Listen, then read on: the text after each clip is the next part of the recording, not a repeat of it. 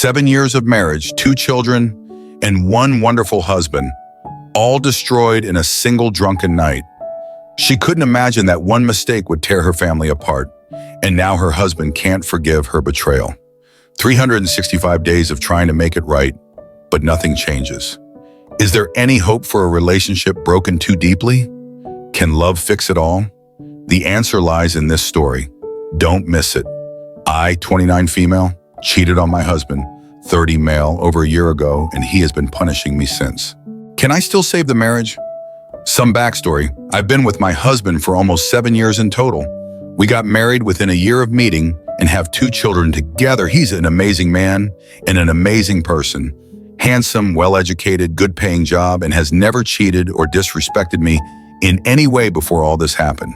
My close friends and family always remind me of how lucky I have been in life to meet him and what an amazing guy he is.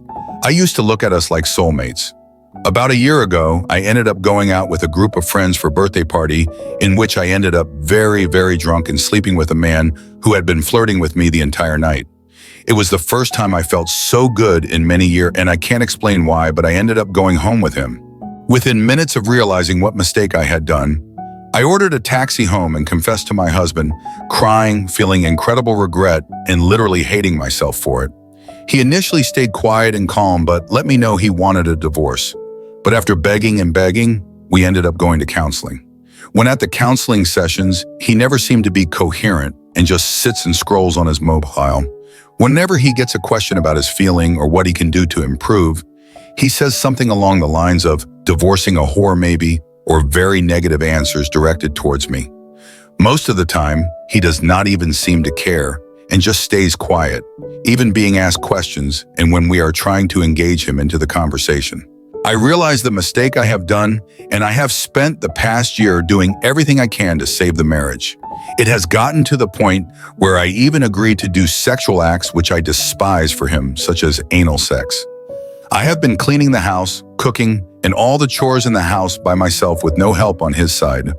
Whatever he asks for, you name it, I have done it all. He has these outbursts in which he calls me horrible names.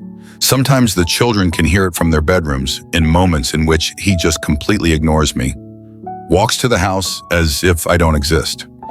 He always treats the children with love and never badmouths me to them to try to keep them away from our arguments. Sometimes if I do not perform certain things, no matter the time, such as anal sex or other things, he starts telling me he will divorce me and leave me, or begins mentioning my infidelity, telling me this is all my fault. He says he did a mistake marrying me and calls me a whore, in other words. I also know he has been speaking to a woman, and when I confront him about it, he literally starts mentioning my infidelity. I have no proof of whether he has met anyone behind my back, but I just want everything to turn back into the way they were. One time when I brought up a message I had seen from another woman on his phone, he grabbed my hand and took me to the main hall and pointed to the door and told me the exit is right there. If I want to leave, and he doesn't give a shit of what I think or feel. I feel as if I have lost the caring, loving husband I once had and turned him into this monster. I love him to death and can't imagine myself with anyone else. I regret my mistake every single day and just want my family back. I don't know if I can save this marriage, but I am willing to do whatever it takes. I don't know what I'm asking for. Maybe just I need to vent out, but I just wish I could go back in time and reverse all this. Before I read the update, I thought it would be good to include an impactful comment by Umeseeks82, whose view on the situation aligns perfectly with mine. They said, give him his divorce. I'm trying to sympathize with you. You're trying to make it work, but you made a huge mistake by going home with another man because of your drunk feelings. You categorized him as the perfect man. I believe he's trying to piece together the logic to your infidelity to which there is none. You single-handedly ruined your family. He has come to terms with the person you are now from the person he married. I agree his outbursts are concerning around your children, and they are valid concerns, but he's also human. He has to live with the fact that the person he promised to love, cherish, and be faithful to in front of your family and friends, also the mother of his children, willingly chose to put herself above what you two built together. His feelings of frustration and wanting to divorce are reactions to your night of fun. I can't imagine what he's going through. You've tried. Now it's time to understand some things when broken cannot be fixed.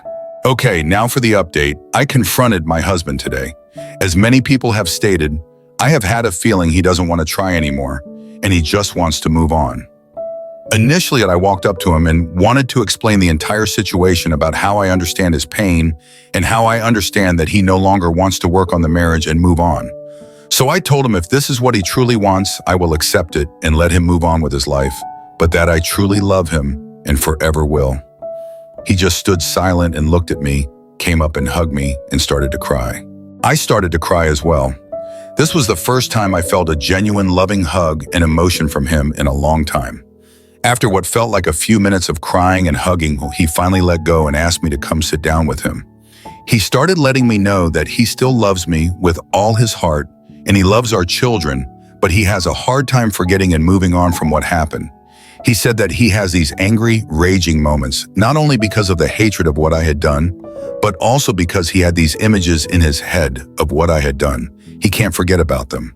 He told me he had plenty of women flirting with him over the years, and that he had plenty of chances to stray away from loyalty, but that I and the kids always meant more to him than a few moments of pleasure, and that he never could have done what I did to him. That he loved me too much to hurt me.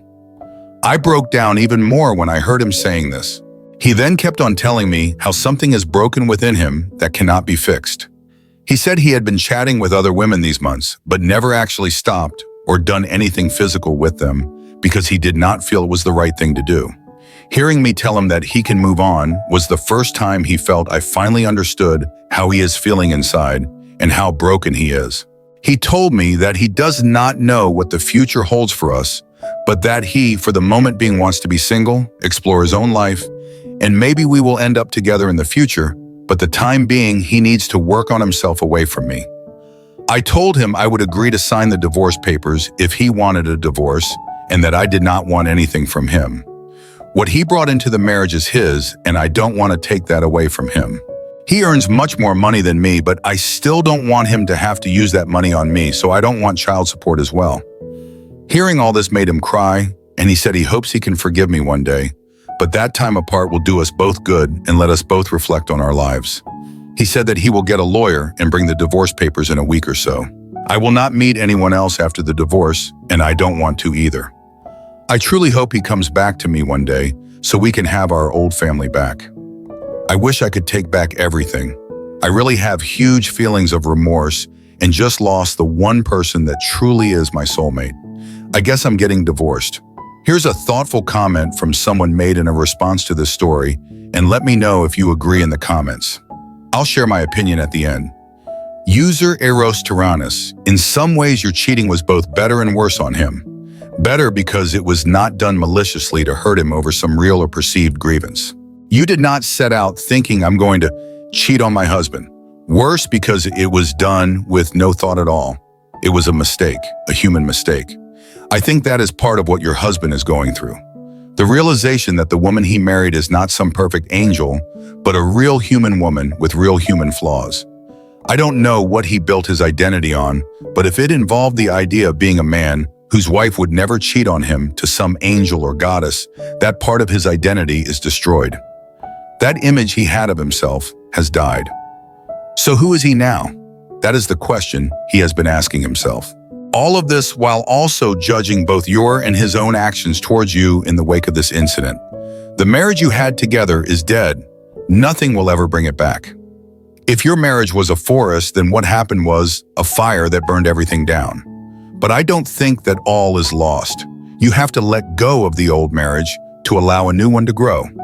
Just like how a forest fire destroys the old to allow for new growth.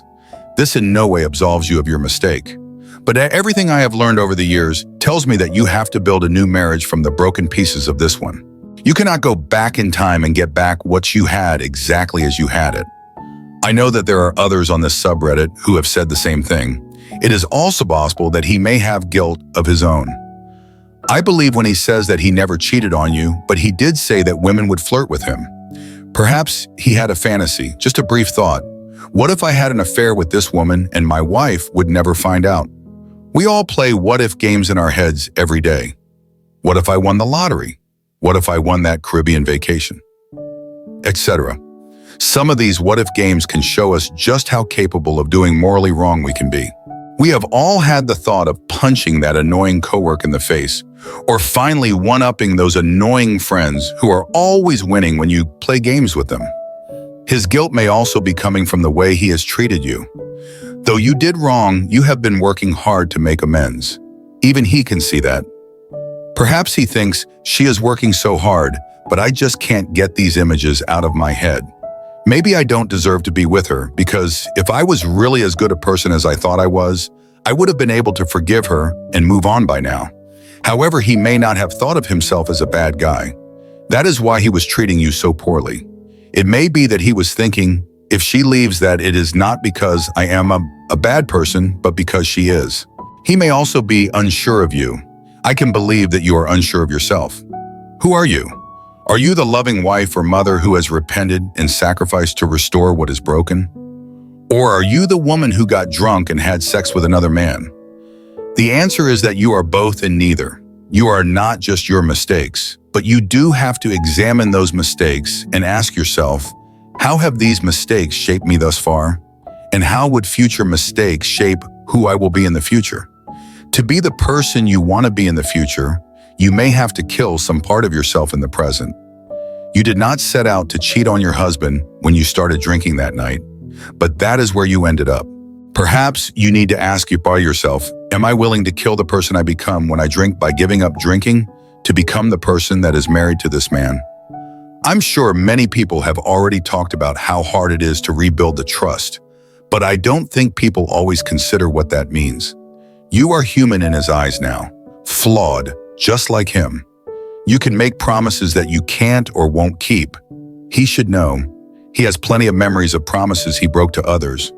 How can he ever trust you again, knowing that you are just as prone to break promises as he is? The answer is courage. He has to find the courage to open his heart and reach out and trust you again, knowing that you may fail again. And you may. Don't be naive. You don't know the future. You may very well break his trust again. You are, after all, human. So what should you do? Have the courage to aim for being the person who does not break his trust? Ask yourself, what does that woman look like? And then make your goal to be her. And you should view him the same way. He is as human as you. And because of that, he has the same human flaws and can make the same human mistakes. I do think that to reconcile, your husband will have to find the courage to step out and say, I am choosing to place my trust in you again, even though I know you are capable of betraying me again, because I believe the people we are capable of being when we are together are worth more than trust. I hope that whatever happens, you both find meaning in your lives. In my opinion, divorcing him is the best thing you could do for the both of you. He still probably feels defeated despite it being 1 year, and you longing for unrealistically getting back together is unhealthy. You regretted it only after the fact. Not in the cab, not in his house, not even during the act. Using alcohol as a reason doesn't fly here since you went home immediately afterwards and confessed. I hope you were able to find a new therapist to help you move forward. Saying you aren't going to be seeing anyone hoping he'll eventually get back with you is not a good idea in my opinion. You cheated so easily on a random night out with some guy that flirted with you. This story of the woman is truly a profound lesson about life, love, regret, and forgiveness. It makes us reflect on the decisions we make in relationships and whether we truly understand the consequences of our mistakes. Her story serves as a reminder that no matter how much love there is, sometimes one uncontrolled action, one mistake in a moment of weakness, can shatter a relationship that seemed unbreakable.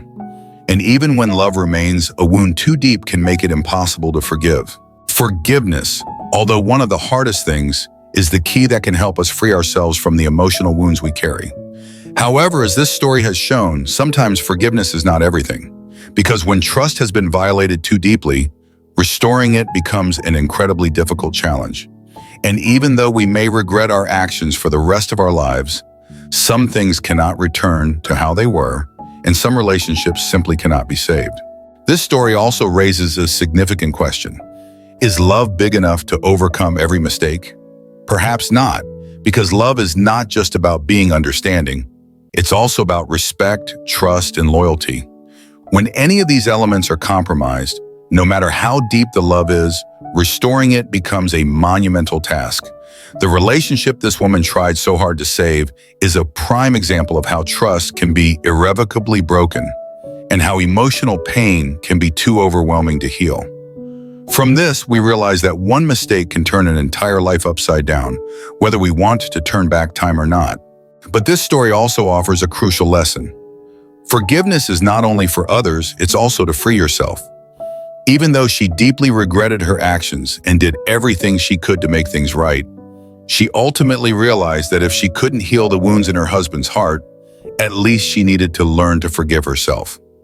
This is the most important thing we each must understand and do, because only when we forgive ourselves can we find peace within. Over the course of the year, she agonized, doing everything possible to salvage her family.